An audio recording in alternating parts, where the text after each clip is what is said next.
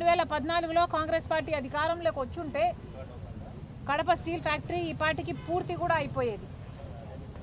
కానీ దురదృష్టం కొద్దీ 2014లో కాంగ్రెస్ పార్టీ అధికారంలోకి రాలేదు కేంద్రంలో, కాబట్టి మనకి ప్రత్యేక హోదా రాలేదు. దాంతోపాటు ఏ ఒక్క విభజన హక్కు కూడా మనకు రాలేదు. దాంతోపాటు కడప స్టీల్ ఫ్యాక్టరీ కూడా రాకుండా పోయింది. 2014లోనే కడప స్టీల్ ఫ్యాక్టరీ అయినా ప్రత్యేక హోదా అయినా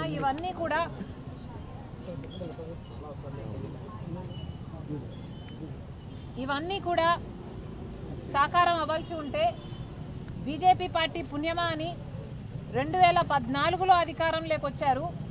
అప్పటి నుంచి ఇప్పటి వరకు కూడా ఒక్కటంటే ఒక్క విభజన హామీ కూడా బీజేపీ పార్టీ ఆంధ్ర రాష్ట్రానికి నెరవేర్చలేదు.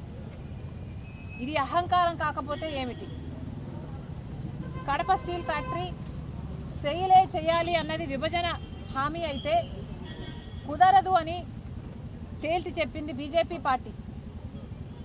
ఎంత ఆంధ్ర రాష్ట్రం అంటే ఎంత చిన్న చూపు కాకపోతే ప్రత్యేక హోదా ఇవ్వలేదు, ఒక్క విభజన హామీ నెరవేర్చలేదు, కనీసం కడప స్టీల్ ఫ్యాక్టరీ కూడా కుదరదు అని తేల్చి చెప్పింది బీజేపీ పార్టీ. అలాంటి బీజేపీ పార్టీకి పోయిన 5 సంవత్సరాలైనా ఇప్పుడైనా అంతకు ముందైనా అదే బీజేపీ పార్టీకి మద్దతు ఇస్తున్నారు జగన్మోహన్ రెడ్డి గారైనా చంద్రబాబు గారైనా. ఒక్క విభజన హామీ కూడా నెరవేర్చకపోయినా కూడా అదే బీజేపీ పార్టీతో డివట్లు పాడుతూ తిరిగారు చంద్రబాబు గారు, జగన్మోహన్ రెడ్డి గారు. చంద్రబాబు గారు 2014లో ముఖ్యమంత్రి అయ్యారు. Kadapa steel factory BJP party మేము కట్టము అని తేల్చి చెప్పాక ఆఖరికి ఇక చంద్రబాబు గారు అధికారంలోంచి ఆయన టర్మ్ అయిపోయింది అన్న టైంలో 4.5 సంవత్సరాలు అయిపోయిన తర్వాత తాపీగా కడప స్టీల్ ఫ్యాక్టరీ ఇక ఎన్నికల కోసమన్నా వాడుకుందాం అనుకున్నారో ఏమో, కడప స్టీల్ ఫ్యాక్టరీ దగ్గర మళ్ళీ ఇదిగో ఈ టెంకాయలతో మళ్ళీ శంకుస్థాపన చేశారు చంద్రబాబు గారు. రాజశేఖర్ రెడ్డి గారు చేసిన స్థలంలో కాకుండా స్థలం మార్చి చంద్రబాబు గారు మళ్ళీ టెంకాయ కొట్టి శంకుస్థాపన చేశారు. చంద్రబాబు గారి ప్రకారము 4,000 ఎకరాలు భూమి ఇచ్చి 3 మిలియన్ టన్నుల ప్లాంట్ కట్టాలి అన్నది చంద్రబాబు గారి ఉద్దేశం.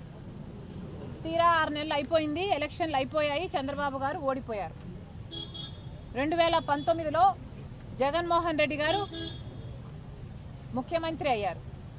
ముఖ్యమంత్రి అయిన 6 నెలలకు మళ్ళీ ఇదిగో ఇదే టెంకాయ మళ్ళీ కొట్టారు. మళ్ళీ ఇంకొక స్థలం మార్చి ఆయన మళ్ళీ శంకుస్థాపన చేశారు. ఆ రోజు జగన్మోహన్ రెడ్డి గారు చెప్పిన మాటలు, ఎన్నికలు 6 నెలలు ఉంది అనంగా టెంకాయ కొడితే దాన్ని మోసము అంటారు, అదే అధికారంలోకి వచ్చిన 6 నెలలకే టెంకాయ కొడితే దాన్ని చిత్తశుద్ధి అంటారు అని ఆస్కర్ డైలాగులు చెప్పారు జగన్మోహన్ రెడ్డి గారు. చిత్తశుద్ధి అంటే ఏమిటో నేను 3 ఏళ్లలో చూపిస్తా, ఈ ప్లాంట్ కడతాను అని జగన్మోహన్ రెడ్డి గారు ఆ రోజు చెప్పిన మాట. ఇదే జమ్మలమడుగులో నేను పుట్టాను, పుట్టిన రుణం నేను తీర్చుకుంటారు అని ఇదిగో ఇదే టెంకాయ కొట్టి జగన్మోహన్ రెడ్డి గారు శంకుస్థాపన చేసింది 2019లో. ఆ తర్వాత జగన్మోహన్ రెడ్డి గారి కాలయాపన వల్ల అలా కాలం గడిచిపోయింది. 3 ఏళ్ల తర్వాత అసలు తట్టెడు మట్టి కూడా తీసి పోసింది లేదు. ఆ తర్వాత జగన్మోహన్ రెడ్డి గారు మళ్ళీ ఇదే టెంకాయ మళ్ళీ కొట్టాడు, మళ్ళీ శంకుస్థాపన చేశాడు, మళ్ళీ వేరే కంపెనీకి ప్రాజెక్ట్ ఇస్తున్నామని చెప్పాడు. అప్పుడు జగన్మోహన్ రెడ్డి గారు 3,500 ఎకరాలు ఇస్తున్నాము జిందాల్ స్టీల్, జేఎస్డబ్ల్యూ సజ్జన్ జిందాల్ గారికి, జిందాల్ స్టీల్ వాళ్ళకు ఈ ఫ్యాక్టరీని అప్పచెప్తున్నాము, 3 మిలియన్ టన్నుల ఫ్యాక్టరీని వాళ్ళు కడతారు అన్నారు. ఇదే సజ్జన్ జిందాల్ గారు ఆ రోజు చెప్పిన మాట 2019లో శంకుస్థాపన 2023లో జగన్మోహన్ రెడ్డి గారు 4వసారి ఇదే టెంకాయ కొట్టి శంకుస్థాపన చేసిన రోజున సజ్జన్ జిందాల్ గారు జగన్మోహన్ రెడ్డి గారి సంబంధం నాది అయింది ఎప్పటిదో, జగన్మోహన్ రెడ్డి గారు ఎప్పుడో చిన్నప్పుడే నా దగ్గరికి వచ్చి అప్రెంటిస్షిప్ చేద్దామనుకున్నారు అని, మా బంధం ఏనాటితో అని చెప్పుకుంటూ వచ్చారు.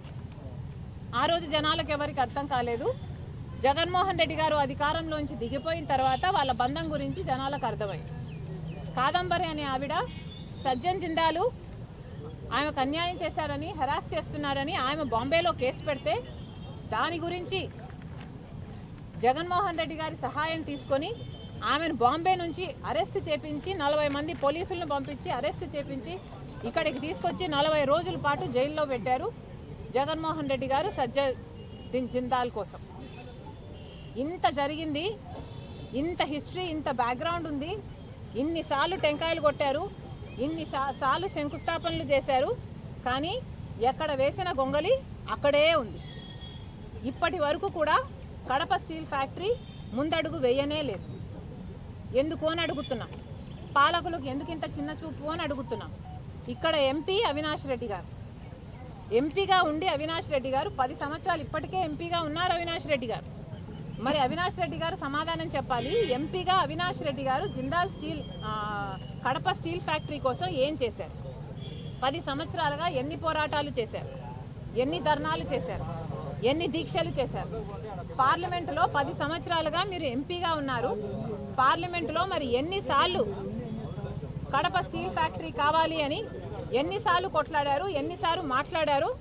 అవినాష్ రెడ్డి గారు సమాధానం చెప్పాలి. ప్రజలు కూడా ఆలోచన చేయాలి. ఇలాంటి వాళ్ళను మళ్ళీ మళ్ళీ ఎన్నుకోవాలా లేదో ప్రజలు ఆలోచన చేయాలి. ఇప్పుడు జగన్మోహన్ రెడ్డి గారు కూడా ఇక్కడ ఎమ్మెల్యే, సరే ముఖ్యమంత్రి కాలేదు, కనీసం ఎమ్మెల్యేగా అయితే ఉన్నాడు. ఇక్కడ ఇదే కడప జిల్లాకు సంబంధించిన ఎమ్మెల్యే మాజీ ముఖ్యమంత్రి జగన్మోహన్ రెడ్డి గారు. మరి ఇప్పుడు ఆయన అయినా కూడా ఏం చేస్తున్నారో ప్రజలకు సమాధానం చెప్పాలి. ఇదే కడప జిల్లా ప్రజలు మీకు ఓట్లేసి గెలిపిస్తే 5 సంవత్సరాలు మీకు అవకాశం ఇస్తే తట్టెడు మట్టి తీసి అవతల పోసింది లేదు, ఫ్యాక్టరీ వచ్చింది లేదు. ఏది రాజశేఖర్ రెడ్డి గారి కళ అయినా కడప స్టీల్ ఫ్యాక్టరీ రత్నాల సీమను చేస్తుంది అని అనేవాడు రాజశేఖర్ రెడ్డి గారు. కడప స్టీల్ ఫ్యాక్టరీ 2 సార్లు టెంకాయలు కొట్టడం తప్పితే జగన్మోహన్ రెడ్డి గారు చేసింది ఏమీ లేదు. తీరా ఓడిపోయాడు. ఓడిపోయినా ఇప్పటికీ కూడా ఎమ్మెల్యేగా ఉన్నాడు జగన్మోహన్ రెడ్డి గారు. పోనీ ఇప్పుడైనా ఏదైనా చేస్తున్నాడా అంటే ఇప్పుడు కూడా అసెంబ్లీకి వెళ్ళడట, మాట్లాడట, ప్రజలకు జరుగుతున్న అన్యాయాల గురించి నిలదీయడట. ఎందుకని అడుగుతున్నాం. జగన్మోహన్ రెడ్డి గారు ఇక్కడ ఎమ్మెల్యే అయినప్పుడు, ఈ జిల్లాకు సంబంధించిన ఎమ్మెల్యే అయినప్పుడు మీకు అసెంబ్లీకి పోవాల్సిన బాధ్యత లేదా? అసెంబ్లీకి వెళ్ళి ఎందుకు జరగటం లేదు, కడప స్టీల్ ఫ్యాక్టరీ ఎందుకు ముందుకు వెళ్ళటం లేదు అని మీరు నిలదీయాల్సిన అవసరం లేదా? సూపర్ 6 ఏమవుతుంది అని మీరు నిలదీయాల్సిన అవసరం లేదా? చంద్రబాబు గారు ఉచితంగానే ఇసుక ఇస్తామంటున్నారు. ఇసుక ఉచితమైన చుట్టూతా ఉన్న ఖర్చులన్నీ పెరిగిపోతే ఉచితం ఎక్కడుంది అని జగన్మోహన్ రెడ్డి గారు నిలదీయాల్సిన అవసరం లేదా? కానీ జగన్మోహన్ రెడ్డి గారు ఎమ్మెల్యేకి అర్థమేమో మెంబర్ ఆఫ్ లెజిస్లేటివ్ అసెంబ్లీ, పేరులో కూడా అర్థం ఉన్నా కూడా ఆయన విజ్ఞత అసెంబ్లీకి వెళ్ళడట. ఈయనకు ప్రతిపక్ష హోదా ఇస్తేనే వెళ్తాడట. ప్రతిపక్ష హోదాకు కావాల్సిన ఎమ్మెల్యేలు వచ్చారా అంటే, గెలుచుకున్నారా అంటే లేదు, గెలుచుకోవడం చేత కాలేదు. కానీ ఈయనకు మాత్రం ప్రతిపక్ష హోదా కావాలట, లేకపోతే పోడట. చిన్నపిల్లలు చాక్లెట్ ఇస్తేనే స్కూల్కు వెళ్తా అన్నట్టుగా ఉంది ఇక్కడ. ఇదేనా మీ విజ్ఞత? జగన్మోహన్ రెడ్డి గారైనా వైసీపీ ఎమ్మెల్యేలైనా ఆలోచించుకోవాల్సిన అవసరం ఉంది. చెప్పాల్సింది ఏమిటంటే ఎంపీ అయినా ఎమ్మెల్యే అయినా అవినాష్ రెడ్డి గారైనా జగన్మోహన్ రెడ్డి గారైనా వీళ్ళకి చిత్తశుద్ధి లేదు అని నిరూపణ అయిపోయింది. వైసీపీ పార్టీ 5 సంవత్సరాల అధికారంలో ఉండి కూడా కడప స్టీల్ ఫ్యాక్టరీ కోసం టెంకాయలు కొట్టడం తప్పితే చేసింది ఏమీ లేదు. అంతకుముందు చంద్రబాబు గారు కూడా ఒకసారి టెంకాయ కొట్టారు, చేసింది ఏమీ లేదు. అందుకనే కాంగ్రెస్ పార్టీ ఈరోజు వార్నింగ్ ఇస్తుంది. కడప స్టీల్ ఫ్యాక్టరీ ఈ ప్రాంతానికి చాలా ముఖ్యమైన ఫ్యాక్టరీ. ఈ ప్రాంత అభివృద్ధి కోసం కడప స్టీల్ ఫ్యాక్టరీ రావాల్సిందే. కాబట్టి కాంగ్రెస్ పార్టీ అల్టిమేటం ఇస్తుంది ఈరోజు ప్రభుత్వానికి. కలెక్టర్ గారికి కూడా ఇదే చెప్పాము. ఈరోజు కాంగ్రెస్ పార్టీ చాలా సీరియస్గా ఉంది కడప స్టీల్ ఫ్యాక్టరీ రావాలి అన్న విషయంలో. కడప స్టీల్ ఫ్యాక్టరీ రావాలి. మీరు స్పందించకపోతే, ప్రభుత్వం తరపు నుంచి మీరు స్పందించకపోతే చంద్రబాబు గారు గమనించుకోవాలి. కాంగ్రెస్ పార్టీ కడప జిల్లాలో ధర్నాలకు దిగుతాం, దీక్షలకు దిగుతాం, రాస్తారోకోలు చేస్తాం, ఊరూరికి వెళ్తాం, ప్రతి ఊర్లోనూ చెప్తాం. కడప స్టీల్ ఫ్యాక్టరీ గురించి ప్రజలను చైతన్యపరులను చేస్తాం, ఉద్యమిస్తాం. ఆఖరికి నిరాహార దీక్షకు, ఆమరణ నిరాహార దీక్ష కూర్చోడానికి కూడా మేము సిద్ధం. ఇప్పుడు ఎవడైతే సోషల్ మీడియాలో పోస్టులు పెట్టారో వాళ్ళే డైరెక్ట్గా అవినాష్ రెడ్డి గారు ఆదేశాల మేరకే ఇదంతా జరిగింది అని అంత స్పష్టంగా చెప్పినప్పుడు పోలీసులకి అవినాష్ రెడ్డిని విచారించాల్సిన బాధ్యత లేదా? అవినాష్ రెడ్డిని ఎందుకు అదుపులోకి తీసుకోలేదు, ఎందుకు విచారణ చేయడం లేదో పోలీసులు సమాధానం చెప్పాలి.